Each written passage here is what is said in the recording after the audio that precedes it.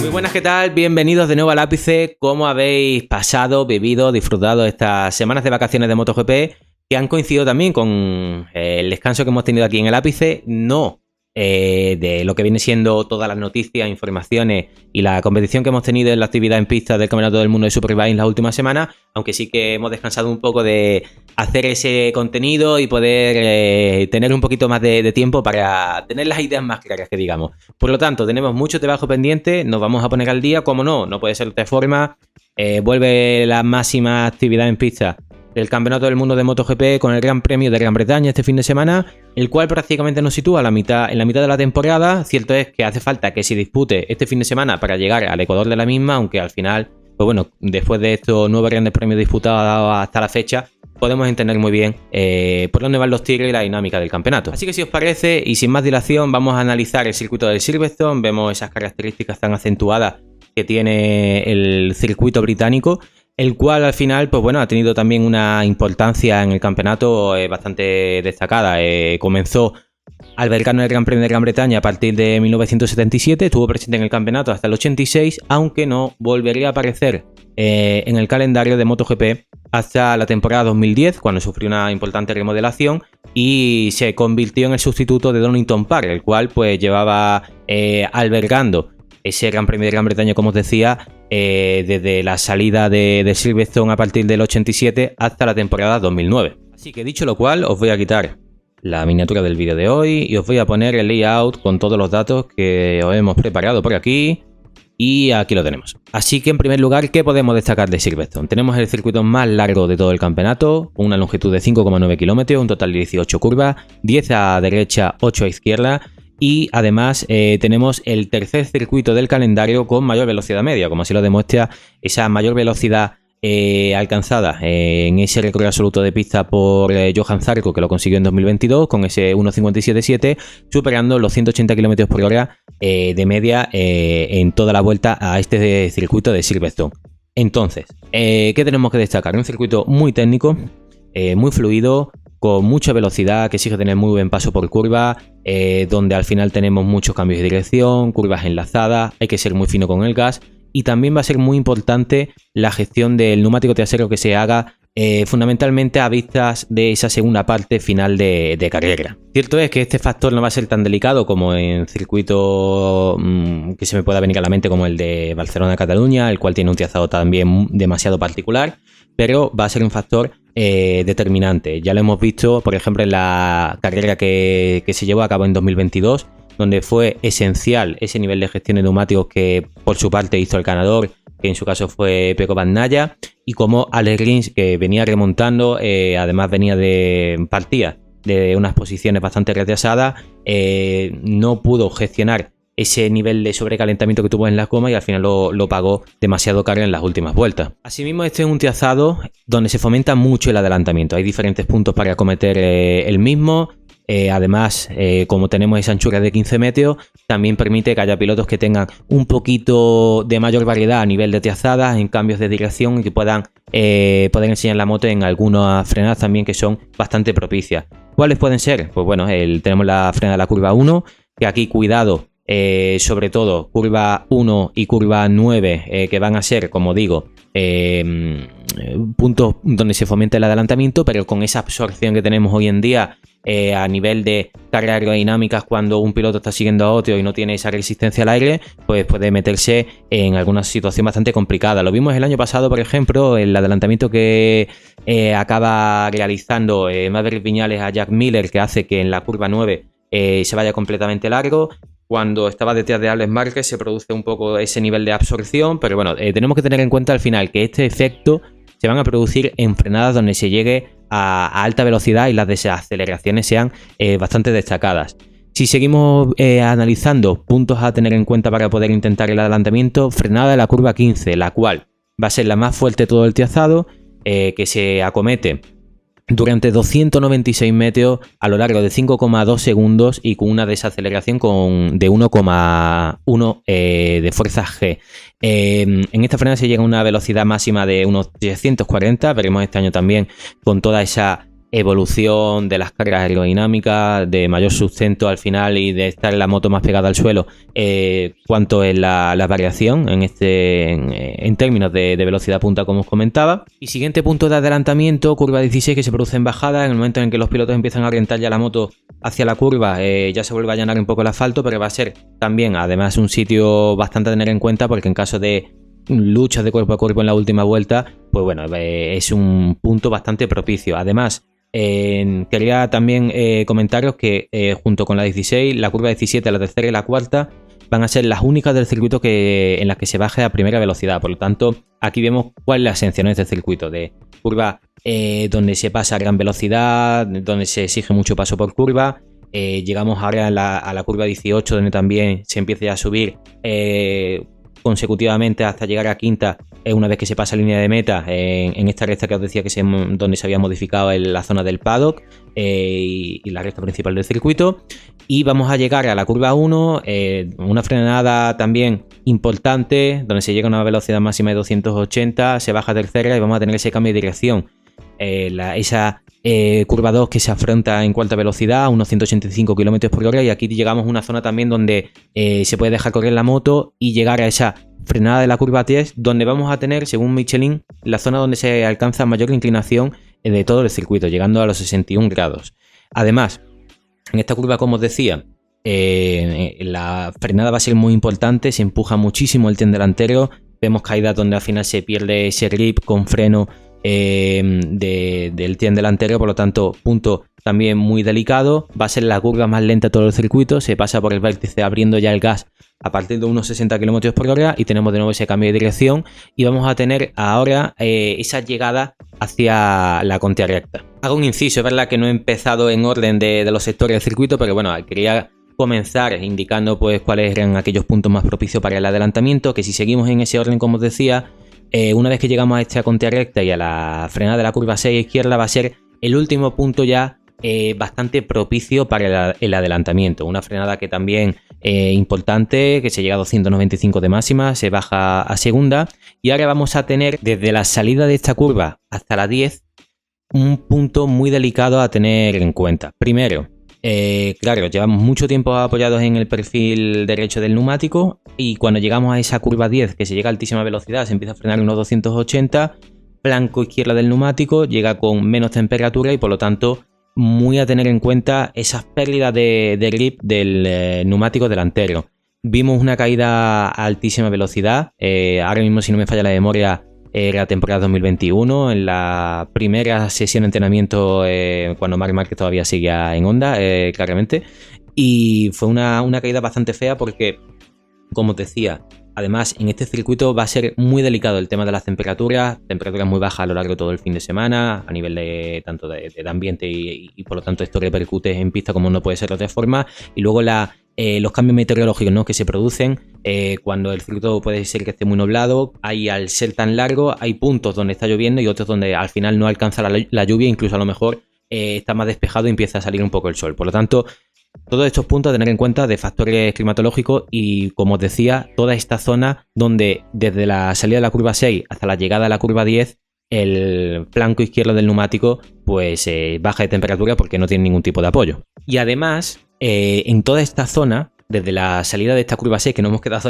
estancados aquí, hasta la llegada prácticamente del comienzo del último sector en esa curva 12+1, Michelin establece que es la zona donde más sufre el neumático de acero. ¿Por qué? Porque al final se utiliza mucho ese neumático posterior para tener muy buena aceleración, muy buen grip y aprovechar ese nivel de adherencia en curvas a tan alta velocidad, por ejemplo como la 8, que se hace en quinta pasando a 1.210 por el vértice. Y estos dos puntos yo quería señalarlos también porque en este circuito a nivel de aceleración va a ser muy importante para que te puedas preparar el adelantamiento, para que puedas de verdad llegar a tener opciones. Y como estáis viendo, que no sé si lo sabéis, siempre las fotos de los layouts y de las referencias del circuito que hago, bueno, pues pongo la foto de fondo del piloto ganador del año pasado. En cuestión fue Aleix Espargaró y vimos desde el viernes cómo era capaz de utilizar toda esa aceleración, lo bien que te baja el chasis de la Aprilia y en términos de aerodinámica, de tener muy buena capacidad de aprovechar todo ese grip del neumático trasero. Por lo tanto, vimos como el adelantamiento final de la victoria que lo lleva a cometer al final en la curva 10 se lo prepara desde la salida de la curva 7. Y ahora vamos a verlo porque os lo había preparado en foto para que lo podamos ver mejor, ¿no? Básicamente, la aceleración con la que ya sale desde la curva 7, 8 hacia la 10 le permite poder prepararse ese adelantamiento, como decía. Por lo tanto, además, Michelin en el flanco derecho del neumático hace un neumático asimétrico por todas esas cargas que tiene que aguantar el neumático en estos puntos que os indicaba. Avanzamos hacia la curva 9, la cual se va a hacer en tercera. Se pasa también por el vértice a una gran velocidad, 145, 150. También os quería decir, las referencias que os pongo son aproximadas. Las saco de los datos oficiales, pero como año a año van cambiando y, por ejemplo, la vuelta más rápida del año pasado no fue la pole porque las sesiones de clasificación se disputaron en lluvia, como fue la sprint del sábado, la cual ganó Alex Márquez.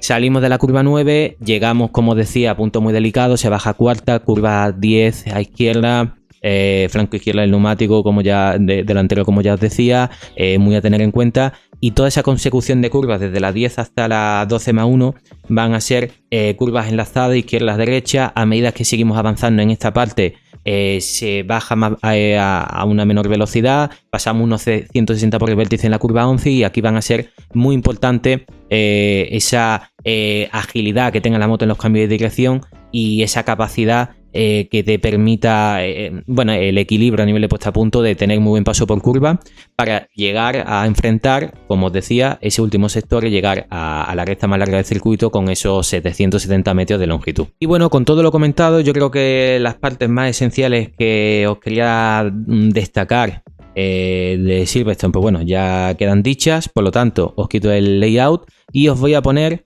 las siguientes imágenes, porque quería repasar momentos de la carrera del año pasado para entender qué puntos son bastante delicados y a tener en cuenta en este trazado. Por lo tanto, os voy a preparar las siguientes imágenes y las voy poniendo en pantalla, que la tenía por aquí. Vale, momento de la salida. Jorge Martín, el año pasado. Martín tuvo una clasificación pasada por agua, como os decía antes, en la que solo pudo conseguir salir desde la 7ª posición y al final salía desde esa tercera fila. ¿Qué sucede? Bueno, pues como veis sale desde la parte exterior y en el momento de lanzarse a esa primera curva vemos cómo tiene a su derecha a Brad Binder, que le están haciendo un sándwich entre Luca Marini y Jorge Martín, que viene desde el exterior. Si seguimos avanzando, al final Binder llega frenando muy fuerte, tiene que levantar la moto y eso hace que toque a Martín y lo obliga a levantar la moto también y a irse completamente fuera. Y vemos cómo al final, en ese cambio de dirección hacia la curva 2, en qué punto Jorge Martín de la escapatoria asfaltada pues estaba respecto a los demás pilotos. Eso hace que desde la primera vuelta ya tenga que llevar a cabo una remontada bastante importante. Finalmente acaba en la sexta posición. Por lo tanto, al final vimos que el nivel de velocidad y de ritmo lo tenía. Dicho lo cual, seguimos con las imágenes de Pego Bagnaia, que fue capaz de acabar en segunda posición el año pasado, liderando gran parte de la misma. Y quería poneros este adelantamiento, porque hay algo que se está pasando por alto y que Pecco Bagnaia desde el año pasado se está acostumbrando a hacer unos exteriores de quitarse el sombrero y que poco los tenemos en cuenta. Hizo un exterior este año en la primera vuelta en la carrera del domingo de Jerez, que además estábamos en la curva de Isaac, brutal, a 2 por fuera, y este adelantamiento que le hace, si no me falla ahora mismo la memoria, esto fue en la primera vuelta, a Marco Bezzecchi. Marco Bezzecchi además este fin de semana estaba muy fuerte, era el piloto que mayor ritmo tenía, y vemos cómo llega a esta frenada de la curva 1, Pecco Bagnaia se prepara el exterior frenando encima del piano y acaba acometiéndolo con un nivel de soltura brutal. Y también de Pecco quería que nos acordásemos de este momento. Esta es la bajada que se produce saliendo de la frenada de la curva 15 hacia la 16, que antes comentábamos que al final, en el momento de que los pilotos empiezan a orientar la moto hacia la curva, se hallan el asfalto y que va a ser un punto a tener en cuenta en caso de cuerpo a cuerpo en última vuelta. Pues bueno, última vuelta del año pasado, Pecco Bagnaia, como veis, yo sinceramente viendo esta acción repetida y a lo mejor no he podido sacar la mejor toma precisamente, pero me da la sensación que ese neumático de acero de Pecco está pisando en ese canal de sensores que está ubicado en la parte verde interior, en paralelo, ¿no?, a la zona del piano. No acabó esto en ninguna sanción. En el caso de que lo hubiesen sancionado, hubiera tenido que devolver en la posición y Brad Binder hubiese acabado segundo. El pobre Brad, que siempre sale perjudicado con este tipo de acciones, como ese doble podio del fin de semana del año pasado en Assen que le quitaron por pisar el verde. Así que bueno, esperemos que... a ver, si me preguntáis mi opinión, yo creo que la sabéis. Ojalá este tipo de acciones, esto no se convierta en ojo de halcón del tenis y que no nos virle una posición a cierto piloto de este modo por pensar algo que es totalmente inapreciable, ¿no? Pero en definitiva, si tiene que funcionar y se tiene que ejecutar la norma, pues que sea igual para todos y que no haya ningún tipo de fallo. Ojo, no digo que nadie lo hiciera aposta porque fuese Pecco Bagnaia o que fuese un piloto de tal nacionalidad, todo lo contrario. Lo que digo que al final, si el sensor no salta, puede ser porque no estaba bien ubicado, porque no estaba bien calibrado, porque lo único que pasó es que directamente no saltó en ese momento concreto por cualquier motivo, ¿no? Pero bueno, en definitiva, las cosas, la verdad que cuando pueden decidirte posiciones finales de un podio, pues son bastante delicadas. Y ahora vamos a ir con el ganador del año pasado y explicamos ese nivel de aceleración que tenía con la Aprilia, bueno, sustentándose también ha ayudado muy bien con ese nivel de regulación aerodinámica que además Aprilia trajo para el año pasado en este circuito, y así que os lo voy poniendo por aquí. Y bueno, última vuelta además, salimos de esa curva 7 y fijaros a la distancia a la que se encuentra Aleix de Pecco Bagnaia. Si seguimos avanzando hasta la siguiente curva, vemos la frenada ya de la curva 9, ya Aleix se ha echado encima. Ha tenido tal nivel de tracción que le ha permitido tener una aceleración tan buena que en la frenada, sin tener que soltar freno o frenar más tarde que nadie, ya se acerca brutalmente a Pecco Bagnaia. Y ahora vemos, salimos de esta curva 9 hacia la 10. Y ya veis cómo está completamente encima, sigue acelerando, se va gestando ya el adelantamiento. Por eso decía, desde la curva 7, el nivel de aceleración que va teniendo hacia la 8, hacia la 9, eso es lo que le permite, ¿no?, y le posibilita el adelantamiento. Y mirad qué imagen tan bonita, cómo llegan los dos en paralelo a esa curva 10 a izquierda tan delicada como os comentaba, que empiezan a frenar a unos 280. Punto donde tienes que tener todo en el sitio, tener una confianza brutal en el tren delantero para poder lanzar la moto, y sobre todo en el momento en el que los pilotos ya se ven obligados a tener que soltar el freno y a tener que hacer girar estas motos a esa altísima velocidad. Y vemos cómo finalmente acaba cogiendo esa posición, ese interior, para finalmente acabar defendiendo la posición y llevándose la victoria, que fue la primera del año pasado con Aprilia, y además Aleix en este circuito en 2021 fue capaz de conseguir el primer podio de los de Noale en MotoGP. Y bueno, ya nos vamos acercando al final del vídeo y quería recordaros dos carreras de las que obviamente tenía que hacer mención, y las tenéis que buscar en YouTube si no habéis visto imágenes y adelantamientos de estas. Lo podéis buscar en cualquier lado poniendo en YouTube y os voy a decir cuáles son. Además, este es un ejemplo perfecto de lo que yo os decía cuando estábamos en ese análisis del layout. Básicamente, que es un circuito muy propicio para el adelantamiento, ofrecen diferentes puntos, como si nos vamos con Jorge Lorenzo, ganador, piloto que desde la Vuelta de Silverstone al Campeonato del Mundo ha sido el que más veces ha conseguido la victoria. Consiguió el primer año de la Vuelta del Triestado británico, temporada 2010, y luego fue capaz de conseguir consecutivamente en 2012 y en 2013. La última data de esta foto, precisamente también que hemos puesto en pantalla, la cual, tuvo una lucha de tú a tú con Marc Márquez en las últimas vueltas súper bonita. Marc además venía de haberse, se le había salido el hombro, que además se cayó en esa frenada que decíamos anteriormente de la curva 16 en bajada. Pues Marc Márquez se cae. Además, Carl Craldo se había caído anteriormente en el warm-up de por la mañana. Los comisarios estaban ayudando en pista para quitar la moto. No pasó ninguna tragedia, pues las cosas divinas que acaban sucediendo, menos mal. Pero a Marc Márquez se le acabó, tuvo una luxación del hombro, se le acabó saliendo el mismo, pero pudo salir a la carrera. Y la carrera que nos regalaron estos dos fue brutal. ¿Qué sucedió finalmente? Pues la vuelta abierta que dejó Marc Márquez en esa curva 7, pues permitió que Jorge Lorenzo, que además él lo comentaba así, de cerrar los ojos, me meto por el interior y que pase lo que quiera, ¿no? Así que bueno, os recomiendo que si no habéis visto esa carrera, esos adelantamientos, que lo veáis, como no puede ser de otra forma. Y también la victoria de Alex Rins. ¡Qué foto! Es que es impresionante. Yo cada vez que la veo, además, esta fue la victoria, la cuarta más apretada de la historia del campeonato. Solo 12 más una milésima. Y esta imagen donde vemos a Alex Rins levantando el casco, mirando a Marc y mirando dónde está la rueda de la Honda de Marc respecto a la de su Suzuki, para ver y comprobar cuál era el nivel de ventaja que le llevaba en esa línea de meta, es impresionante. Y bueno, aquí tuvo una clase de adelantamientos. Además, Alex Rins, en la vuelta anterior, justo en este punto,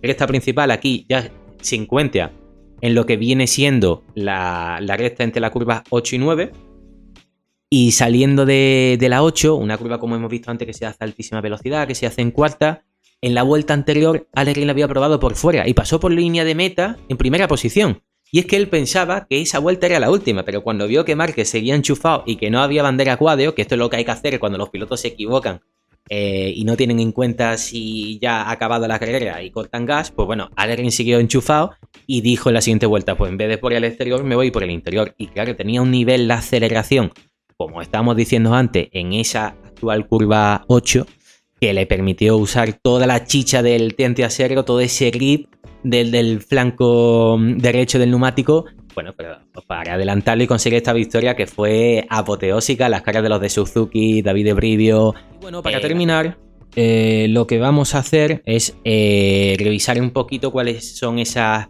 tendencias con las que llegan los 10 tenores del campeonato, el actual líder, Jorge Martín. A ver, os lo tenía preparado por aquí, si no me equivoco. Un momento. Vale, lo tenemos por aquí. Bueno, básicamente esta foto además la tenemos subida, publicada. Perdón, que os he dejado el marco por encima y no lo vais a ver bien. Vale, ahora sí.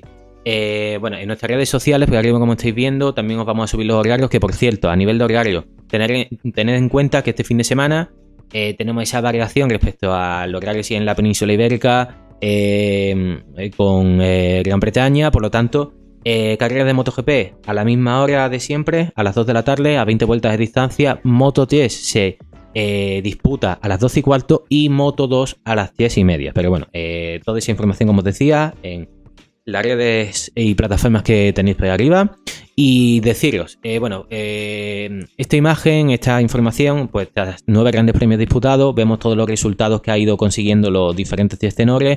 Jorge Martín situado a 10 puntos de distancia, Marc Márquez a 56, y yo quería analizar, pues bueno, ese porcentaje de puntos que llevan cada uno respecto al total de puntos posibles.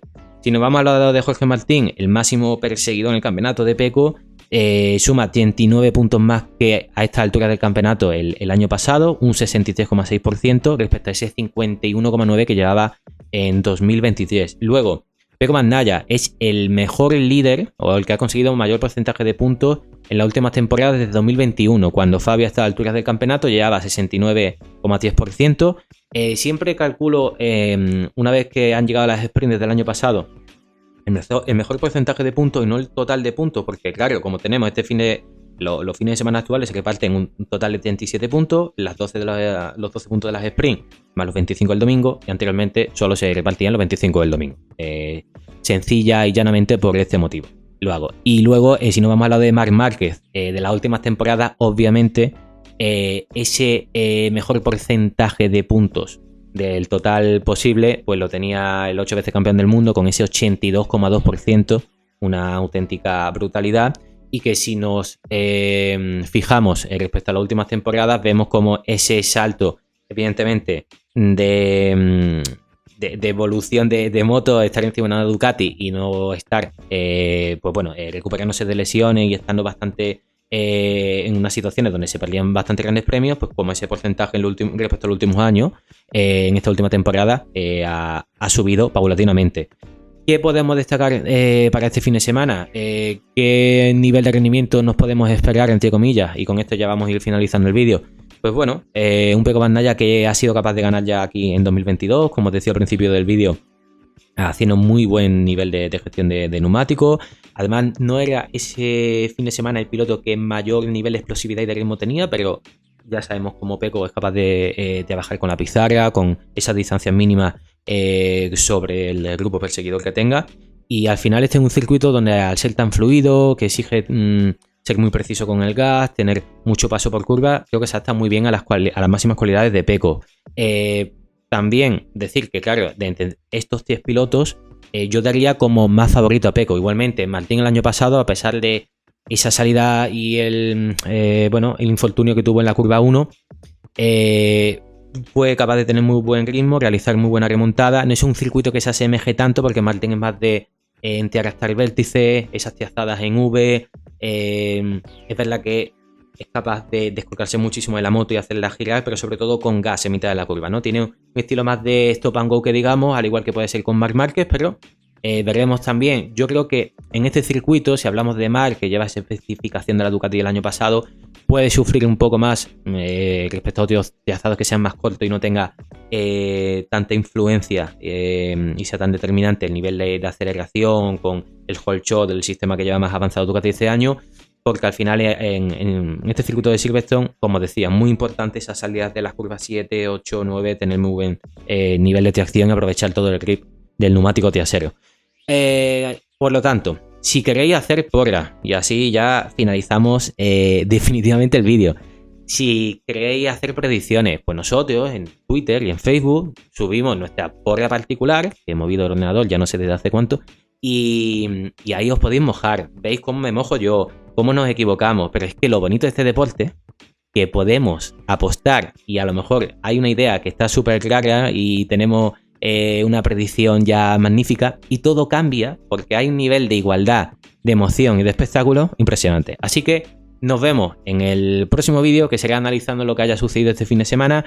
Por último, 75 aniversario, que ya lo estamos celebrando este año, y este fin de semana vamos a tener unos diseños especiales de cada equipo, con cada moto, que si no me equivoco va a ser solo para el domingo, porque si no, entonces piloto que se caiga, los carenados van a ser limitados y van a entonces haber demasiado trabajo. Pero bueno, estoy a expensas deseando de qué diseños ponen cada marca y cada equipo. Luego te devuelvo a mover el ordenador en pista. Por lo tanto, que no me explayo más. Nos vemos y que disfrutes del fin de semana. Adiós.